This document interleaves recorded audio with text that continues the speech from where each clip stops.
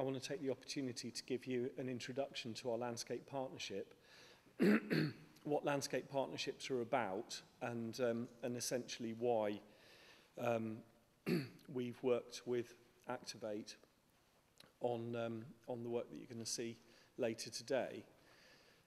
And then hopefully, and then ideally, you'll tell me whether or not you think we've succeeded in doing the thing that we set out to do. But also, I was quite interested in when we were hearing about really sort of practical engineering solutions around flooding and things like that. It made me realise that the way that that I'm sort of guilty of thinking about using the arts in a very interpretive sort of communications way, when actually I was really excited by the things that you were talking about, because when we're engaged, particularly with nature conservation, a lot of it is about problem solving, and a lot of the time we're looking for sort of different and innovative ways that we're going to address a particular issue, and we do sit in our little silo, where actually there could be some really exciting opportunities for working with artists and designers. Also, I am an arts graduate, so I shouldn't be guilty of things like that. But I graduated, worked as a self-employed artist for a very tiny short period of time, and then quickly realised that I could pursue my other passion, which was working in the natural environment and heritage sector. Right, so landscape partnerships. Within the UK, landscape partnerships are a major flagship funding programme of the Heritage Lottery Fund, and they're a key mechanism within the UK for delivering our commitment to the European Landscape Convention. And I think the reason I put this slide up, the definition of landscape is quite nice. This is the ELC one. An area as perceived by people whose character is the result of the action and interaction of natural and or human factors. So if we're in the sort of wildlife conservation arena, then that's a good sort of slap in the face and a wake-up call, because it's really, it's got people at the centre of it. Landscape partnerships, as I said, they're a major funding programme. Basically, a landscape partnership grant is awarded to you by the Heritage Lottery Fund if you're going to put together a very convincing programme of work on a landscape of particular quality. And it's a very good strapline, which is why everyone says it. Extraordinary events in extraordinary places, right? So the South Dorset Ridgeway is an extraordinary place, and it was probably a fairly extraordinary place before people turned up, but it's the extraordinary events that happened here, particularly through prehistory, that made this a really extraordinary place today, because this is a landscape that is comparable with the landscape around Stonehenge and Avebury for the number and density of prehistoric monuments that you can still see today. So, we're looking at hundreds or thousands of, easily over 1,000 archaeological features from prehistory. So prehistory being before the Romans turned up. No one wrote anything down. We don't know anyone's name. All we have is these lumps and bumps that they've left behind. These amazing sort of relics of their ceremonial, celebratory events that they obviously held here. And this is a very important place. One of the reasons why the Heritage Lottery Fund gave us a grant is because although this is an exceptionally important landscape, one of the most important late Neolithic, early Bronze Age landscapes in Northwest Europe, comparable with that around Stonehenge and Avebury. Everyone has heard of Stonehenge. It's a global brand. It's a World Heritage Site. Hardly anyone outside archaeology has heard of the South Dorset Ridgeway. but it's that important. It's also geologically very important and climatically diverse. And by that I mean there's lots of different types of underlying rock and lots of different sort of surface beds. And it's also climatically diverse. I don't know if that's, I made that up. Don't know if it's a proper phrase. But basically the species that we have here, some of them are on the southern end of their sort of Arctic range, and some of them are on the northern end of their Mediterranean range.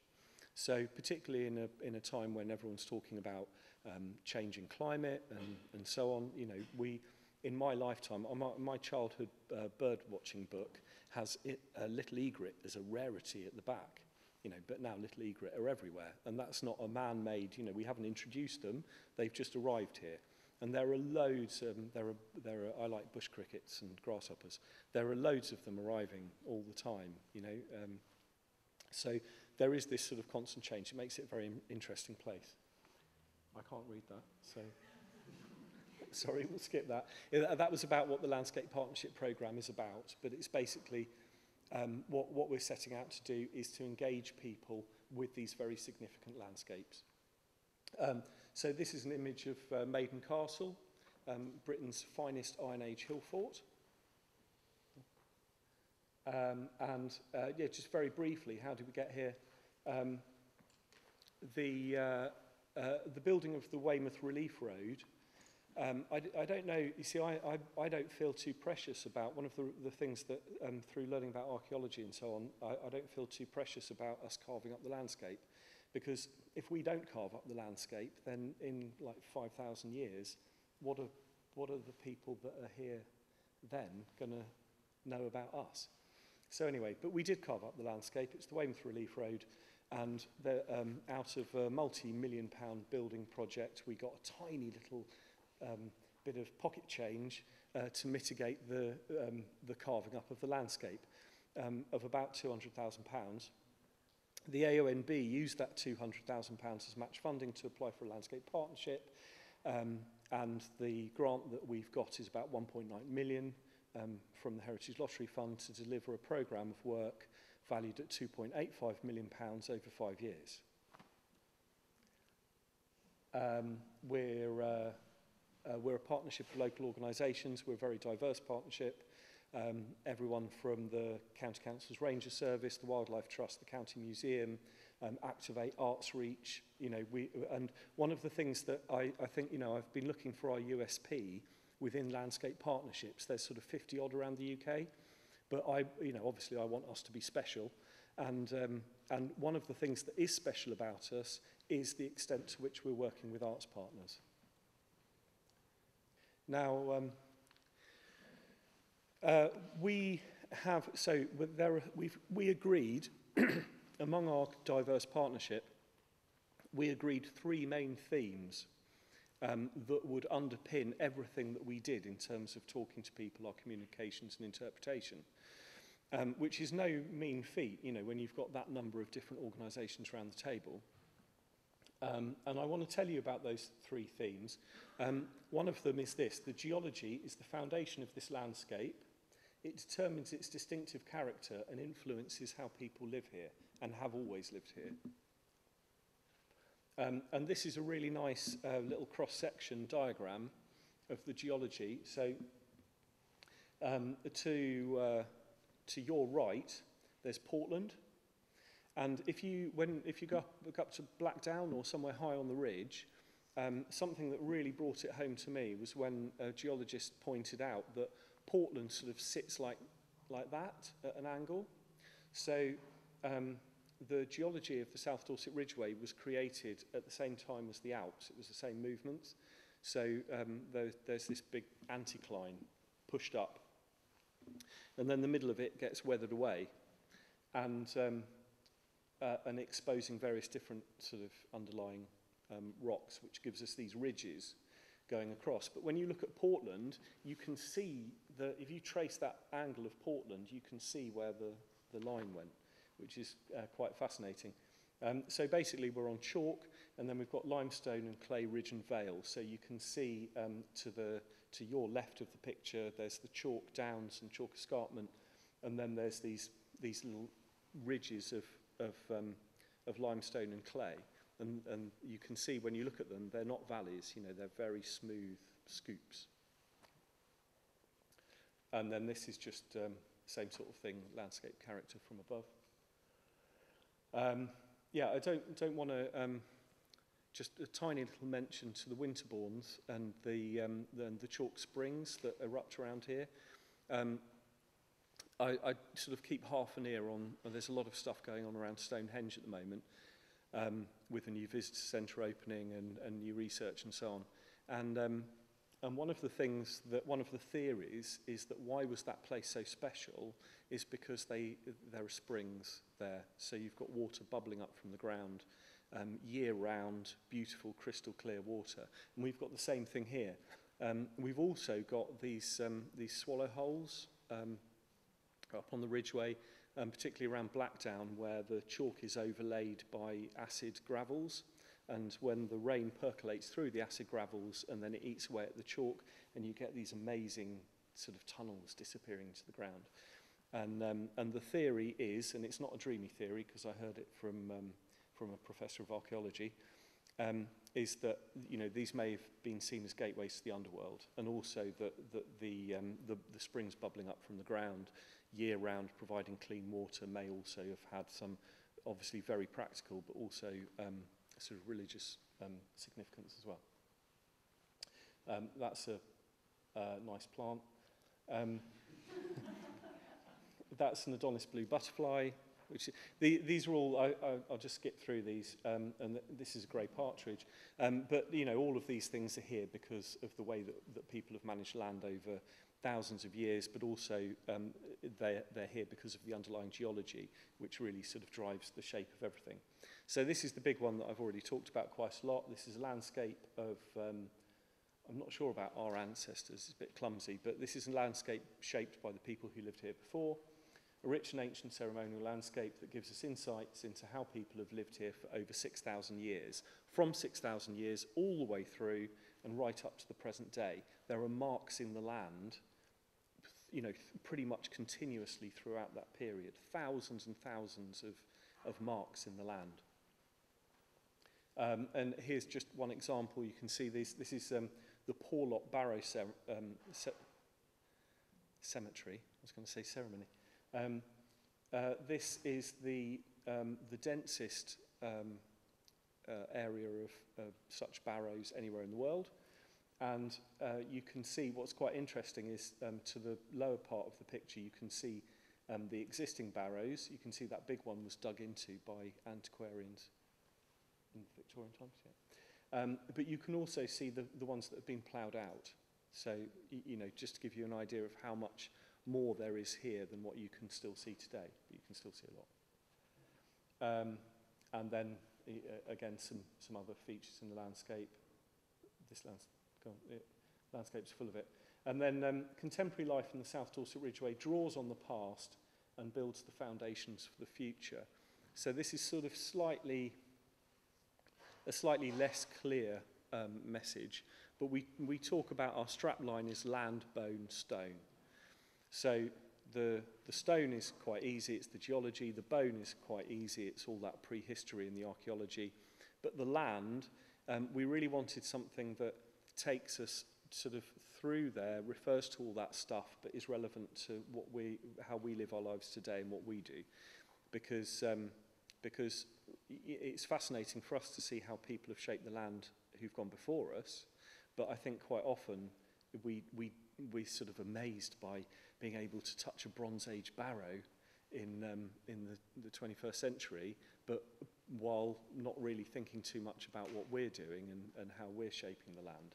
So this was supposed to sort of refer to that and also be quite motivating. You know, it's not a dreary environmentalist, like it's all, you know, apocalyptic, the world's going to end stuff. We can make very positive choices and we can do exciting celebratory things, just like the people have done that have gone before us. So I think that's my last slide is next. No, it's not. Just to give you an idea about changing landscape, all of the marked up areas on here were species-rich calcareous grassland before 1811, or around 1811. And then the red bit is what was left after the war. And then the blue bit, the tiny little ribbons, is what's left now.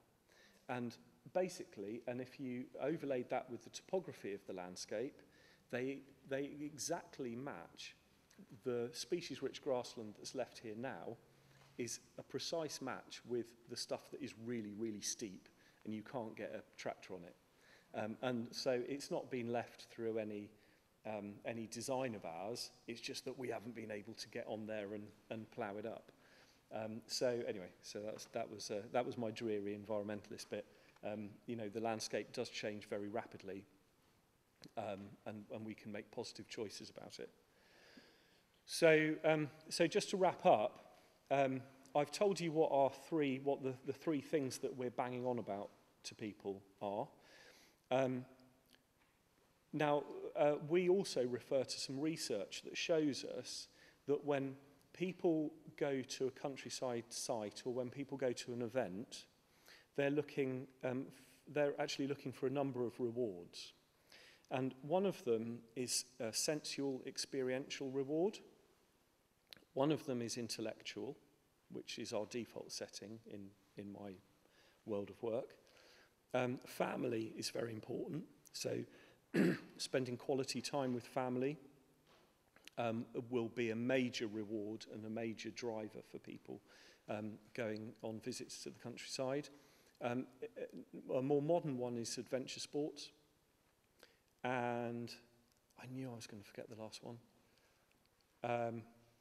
Intellectual, sensual, family, adventure sports, and social. People want to spend good quality time together. You know, you don't phone up your friend and say, hey, do you want to come and sit in my front room and do nothing? You say, hey, do you want to go and share this experience together? So that's quite interesting because